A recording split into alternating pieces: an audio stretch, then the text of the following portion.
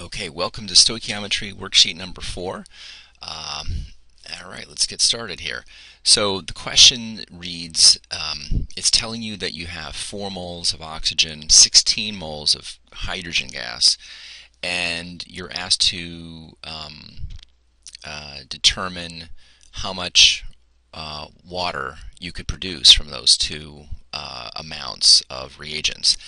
That's what the question's leading to here in part 2. How many grams of water can be produced from these quantities of reagents? So as you've read and hopefully heard from the presentation earlier on limiting reagents, we know that we have to first identify the limiting reagent. Okay, so that's why I've kind of broken out the steps to figuring out how much water we can get out of this reaction by first asking the question, what's the limiting reagent?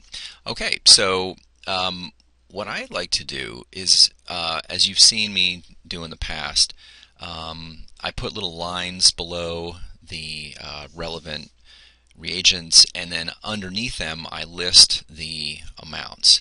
So the problem has told you that we have 16 moles of hydrogen, 4 moles of oxygen, and you look up here at the stoichiometry of the reaction, and you can see that there's a 2-to-1 ratio. For every 1 mole of oxygen that gets reacted, you have to have twice as many moles of hydrogen. And so there's 2 ways you can think of it. You can start with the oxygen and say, well, I know I have 4 moles of oxygen, so I will have to have at least 8 moles of hydrogen. And you certainly do, right? I mean, you've got, in fact, twice as much, twice 8 moles, 16. And so then you can flip it around and say, well, now let's look at it from hydrogen's perspective. I have 16 moles. So for every 2 moles of hydrogen that I have, I only need half as much oxygen. And so if I wanted all of my 16 moles of hydrogen to react, I would have to have 8 moles, right? And so in this sense, oxygen is going to be the limiting reagent. And again, what we mean by that, and this is important. If you're a little bit confused at this point, maybe think about it in this way. If you started the reaction with 16 moles of hydrogen, 4 moles of oxygen, which compound would run out first? And the answer in this case is the oxygen. Oxygen is going to get depleted first. All right, and one way to see this is maybe if we go over here and make a little list here. Okay, so that's the coefficient. So for every 1 mole of oxygen, we got to have 2 moles of hydrogen. Okay, so we know that we start with 16 and 4. Let me put 16 here, 4 here. All right, so when the first mole of oxygen is reacted, then we go down to 3 moles of oxygen. But 2 moles of hydrogen have to be used in that process, right? Okay, so for every 1 mole of oxygen that gets reacted, 2 moles of hydrogen are being reacted. And so at this point, okay, now we only have 3 moles of oxygen left, 14 of hydrogen. And then if we do that again, okay, we react another mole of oxygen. That's another 2 moles of hydrogen, and now we're down to 12. And then if we do that again, oxygen is then down to 1 mole remaining, hydrogen 10 moles. And then when that last mole of oxygen is reacted, we will still have 8 moles of hydrogen. So at the end of the reaction, when the reaction is, it runs out of steam and it stops, it's going to stop because it ran out of oxygen. And when all the dust clears and you look in the reaction, in the test tube or the beaker, wherever the reaction took place, you will see that there are 8 moles of hydrogen just sitting there. with no place to go because they don't have any oxygen to react with. And so it's in that sense that oxygen is the limiting reagent. Okay, so the answer to this question is oxygen. And since oxygen is a limiting reagent, that is the amount on which we will then base our calculation in number 2 of for how much water we can form. Okay, so if we do that, let's see here, how many grams? Okay, so number of grams of water equals, okay, 4 moles of oxygen. We agreed that's what we're going to base the calculation on. Okay, now when we've done our mass to mass calculations, we have typically started with mass here at this step, but we already have moles, so we don't need to do that first step, right? It's already in moles, so now we are ready for the mole ratio. Okay, so we're interested in water, so we go up here and take the coefficient from water. That's 2 moles of water over 1 mole oxygen. And then we want grams of water, so we need to put the molar mass of water over 1 mole. And let me erase this junk here. And when we calculate, so that's 4 times 2 is 8. 8 times 18 is 144 grams of water. Okay, that's right, my friends, 144 grams. So if you started, given this balanced chemical equation, if you were given these 2 quantities of oxygen and hydrogen, this is how much water you could form. And at the end of that reaction, as we say, you're going to have 8 moles of hydrogen left over. And that's because you were not given reagents in stoichiometric amounts. They were not in a 2-to-1 ratio like the equation dictates. Okay, so that's that. Now, maybe let me walk you through the next one, and then maybe I'll just give answers to the some of the remaining questions. All right. Here we go. We have this chemical reaction between nitrogen and hydrogen. We've got a situation where we have this many grams of nitrogen, this many grams of hydrogen. And so that's fine. The thing is, in order to determine which reagent is limiting, we must first convert these to moles, okay? Because that's the only way we're going to be able to use the mole ratio here in the equation to figure out, which is limiting. So let me write this chemical equation a little bit larger over here.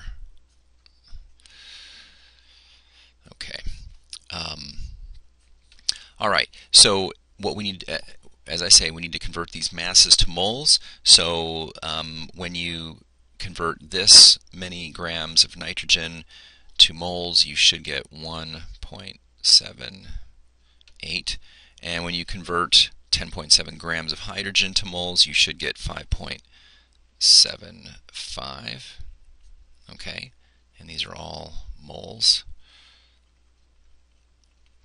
Okay, now this one I kind of regret the starting numbers that I gave you because it's really so close to a 3-to-1 ratio, but let's just follow our nose here.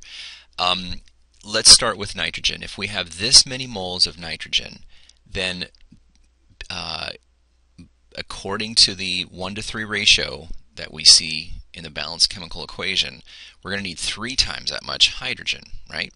So let's take 1.78, multiply by 3, all right, and so when you multiply this by 3 on my calculator, I get 5.34. Okay. And oh, I'm sorry. Now that's correct, but this number is not right. Hope you caught that there at home. This is 5.35. Okay. Sorry about that. All right, so you can see that you need 5.34 moles of nitrogen. You have 5.35. Okay. Now, working the other way, if you have 5.35 moles of hydrogen, then how much nitrogen would you need? Well, 5.35 divided by 3. Let's see here.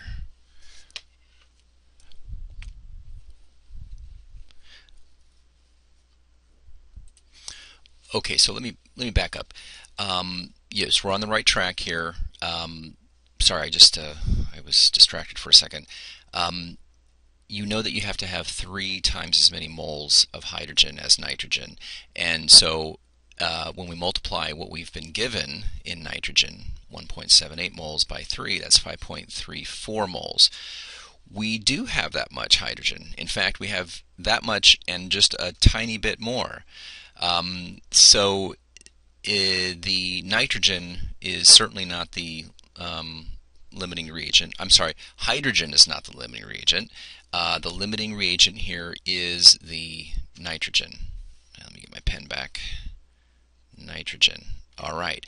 So we need to base the calculation for how many grams of ammonia we can make on the amount that we were given for nitrogen. Okay, so this is the amount that we need to use for our regular mass-to-mass stoichiometry problem. Okay, so the mass of ammonia that we can make is 49.84 grams of nitrogen times. So we need to convert that to moles, then we multiply by the mole ratio, then we need to convert that moles of ammonia to grams. Okay, so 1 mole of nitrogen over 28 grams of nitrogen. And let's see, we're going for ammonia. The coefficient is 2, so that's 2 moles of ammonia. And we're coming from nitrogen, which is 1, coefficient of 1. So don't forget, when you set up the mole ratio here, you always take these numbers of moles from the coefficients. And then finally, molar mass of ammonia, 17 grams over 1 mole. And when all the dust settles, you should get 60.5 grams of ammonia. Now, this was a case, as I said at the beginning, these numbers that I gave, I think, make it a little too close. Like these are almost exactly the right amounts, such that at the end of the reaction, everything's will be consumed. Now you could check yourself if you're kind of like, did I really pick the right compound for my limiting reagent? What you can do to check yourself is you could redo this calculation, but this time based on 10.7 grams of hydrogen.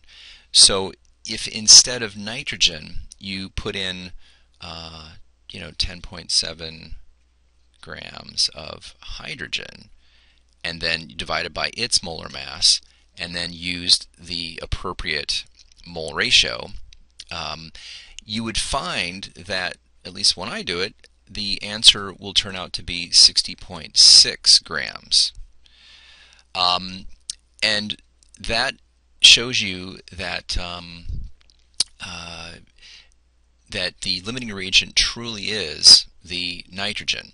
So what you can do, like a longer way to do this, is do the calculation using one reagent, the amount for one reagent, then do the calculation again using the amount of the other reagent, and the one that results in the smallest amount of product being made, that's what gives you the limiting reagent.